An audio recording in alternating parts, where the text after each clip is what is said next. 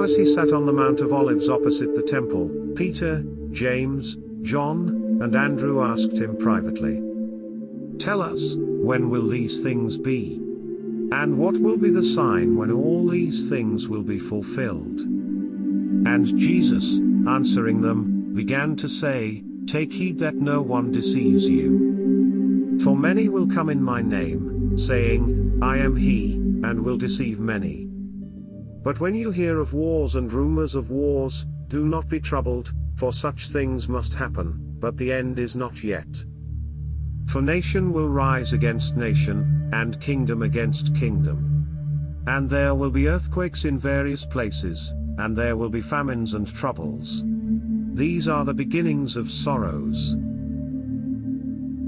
But watch out for yourselves, for they will deliver you up to councils, and you will be beaten in the synagogues.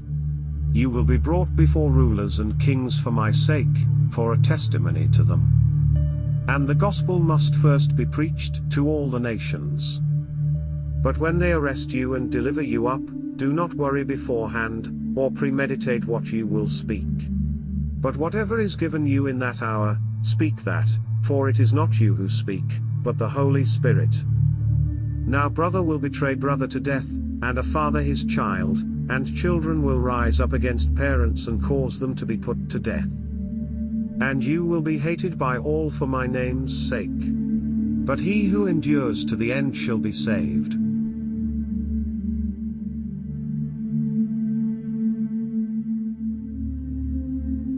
So when you see the abomination of desolation, spoken of by Daniel the prophet, standing where it ought not, let the reader understand, then let those who are in Judea flee to the mountains. Let him who is on the housetop not go down into the house, nor enter to take anything out of his house. And let him who is in the field not go back to get his clothes. But woe to those who are pregnant, and to those who are nursing babies in those days. And pray that your flight may not be in winter. For in those days there will be tribulation, such as has not been since the beginning of the creation which God created until this time, nor ever shall be. And unless the Lord had shortened those days, no flesh would be saved, but for the elect's sake, whom he chose, he shortened the days. Then if anyone says to you, "Look, here is the Christ," or, "Look, he is there," do not believe it. For false Christs and false prophets will rise and show signs and wonders to deceive, if possible, even the elect. But take heed, see, I have told you all things beforehand.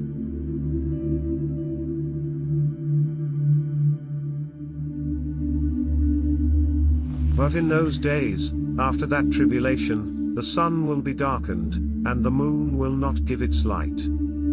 The stars of heaven will fall, and the powers in the heavens will be shaken. Then they will see the Son of Man coming in the clouds with great power and glory. And then he will send his angels, and gather together his elect from the four winds, from the farthest part of the earth to the farthest part of heaven.